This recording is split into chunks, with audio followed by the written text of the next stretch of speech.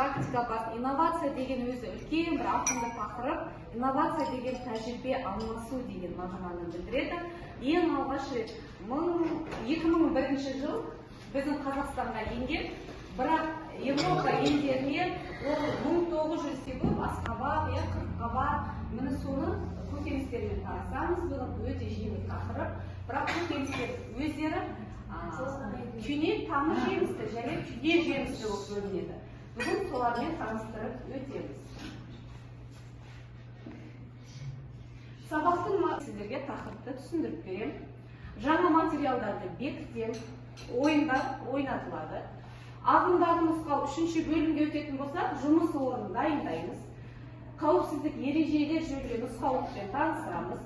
Студенттерге тапсырма сіздерге берем. Қаншалықты сабақты түсіндіңіздер, соны өзім кері байланыс ретінде өзіме аламын. Жұмыс үрдісінің дұрыстығын қадағалау, әр студентке ерекше көңіл бөлу, жіберілген қателіктерін топтың көмегімен табу және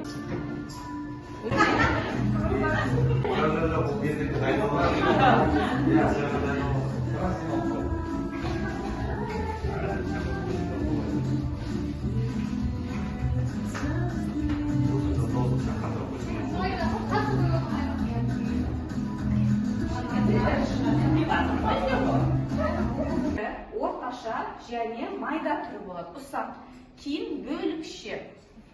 Ал қазір бізде өкінішке орай пышақтарымыз жоқ, жүрек қып кесетін. Бар жерде ән бар. Не бар жерде ән бар? Нан бар. Өзіңіздің тобыңызға жазасыз. Асты сұрап келгенше Асты сұрап келгенше ұрып береді.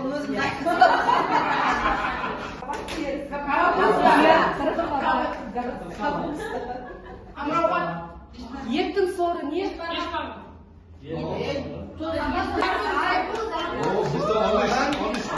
Ішіп тоймаған тоймайды. Жеп тоймаған ішіп тоймайды. Ішіп тоймаған жеп тоймайды. Жеп тоймайды.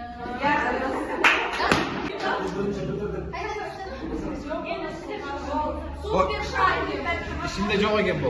Әсіресе әр отбасында үйде нан бар жерде ән бар, береке болады. Тоқшылықтың белгісі нан. Әсіресе алма папы.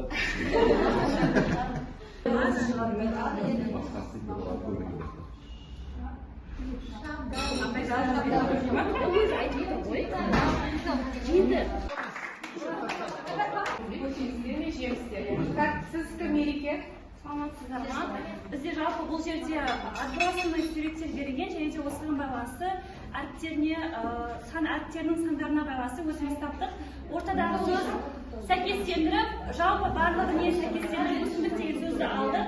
Ең бірінші өрік, одан кейін асқабақ, жүзім, алма, шабдалы, сәбі, И это жапырамыз. Одан кейін не істейміз балалар?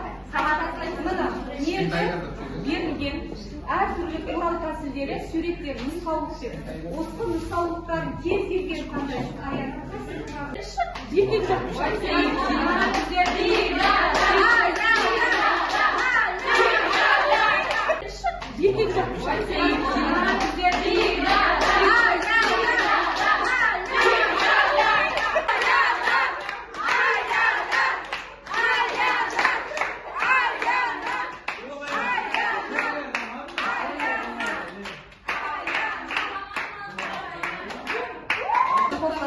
теплообработка өтеді, бүкіл микробтар өледі.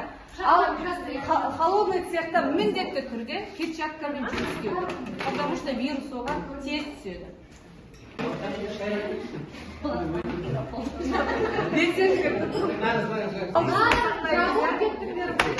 Сіздер де жабысаңыздар.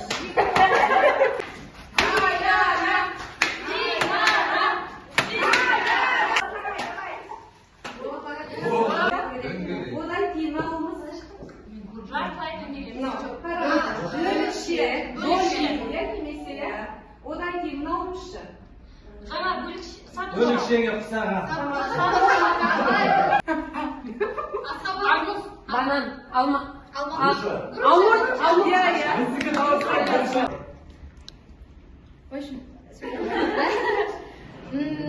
Жейтін зат бар?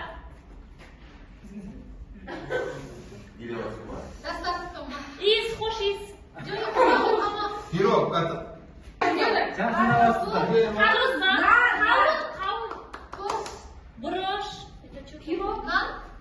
Дұрыс, дұрыс. болды. Жаңа тауып Мен қайда қиналған едім. Жақсы, иә. Жастар мұны, иә. 6-да 5. Bir bal. Дейміз. Аларымыз өте көп. Мұғалімдерден үйренеріміз, қайталауымыз, оны студенттерге үйретеріміз өте көп. Рахмет көп. Рахмет өтіп жатсыз. Рахмет сізге. Біз көп нәрсе үйреніп отырмыз осы инновациялық сабақтан. Жақсы түсіндірілді, көкөністерді қалай турау керек екені, әртүрлі жаңағы мына жерде ойындар ойнатылады. Өте қатты ұнады, қызықты. Оқушылардың рөлі Енді жалпы айтатын болсам, инновациялық сабақтар бойынша бүгінгі инновациялық сабағымыз өте қызықты өтті. Оқушылар дейміз ғой енді барлығы белсенді қатысты. Әсіресе біздің командасы.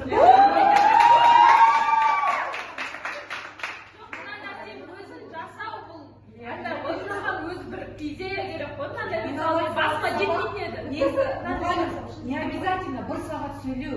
15 минут тақырып ашады, болды. Ары қарай студент жұмыс жасау сөйлеу. 20 минутта Иә, бір-бірімен алмасу керек ол ше. Қазір мен сіздерге тақырып аштым, ары қарай уже неше түрлі тәсілдермен қолдану, практика жүзінде де алып кеттік. Сол тұрғын. Жалпы 45 минутқа сыйдырғаннан кейін үлкен, мысалы, аспаздар көп негізі сыйдырсек, мысалы, оны пісіру туралы, печкаға бару керек дегенде, айып етпесеңіз. Бізге тұрған екен. Одан кейін де жақсы сабақтарды өтеміз деген үміттемін келесі семестрда. Бірақ осы 45 минуттың ішіне барлығын кіргізіп, біздің барлығымызды қамтығанның өзінде рахмет сізге. Бұның барлығы кішкентай болса, дұрыс айтасың, аяна еңбек мынаның барлығы. Оны шығаруың бар, ойлауың бар, құрастыруың бар, барлығын бір жерге жаңағы топтастыруың бар, ұйымдастыруың бар. Барлығы үшін рахмет сізге, апай. Сіздерге де рахмет, осындай сабақтар көп бола берсе екен. Рахмет сіздерге. Мен жалпы среда әр-шыдаудың қаралықта екінші колледжімізде боламын.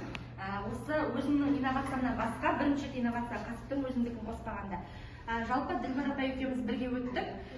Сол кезде инновацияны бірінші жылы жатқан жоқпыз, бізге былтырда өткенбіз Дилбар апай екеуміз, бірақ оның барлығын жаңағы қыздар айтып кеткендей, мынаның бәрі әрбір мелочь ол дайындау.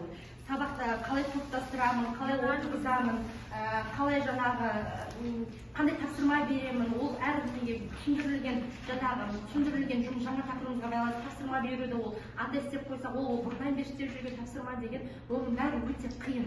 Бірақ та енді сіздің жаңағы сіз ашты инновациялық сабағыңызды жоғары деңгейде өттіңіз деп ойлаймын. Оның жаңағы мүмкін біреулерге бұрыннан бері қолданып жатқан зат шығар, мүмкін біреулерге жаңа зат шығар. Бірақ әрі қарай сіздің жұмысыңызға табыс тілейміз, әрқашанда өсе беріңіз, өне беріңіз, жұмысыңызда үлкен белестерден көріне беріңіз. Ең бастысы осында жүзім демей, алма демей, бірлікте, ұйымшылдықта әрқашан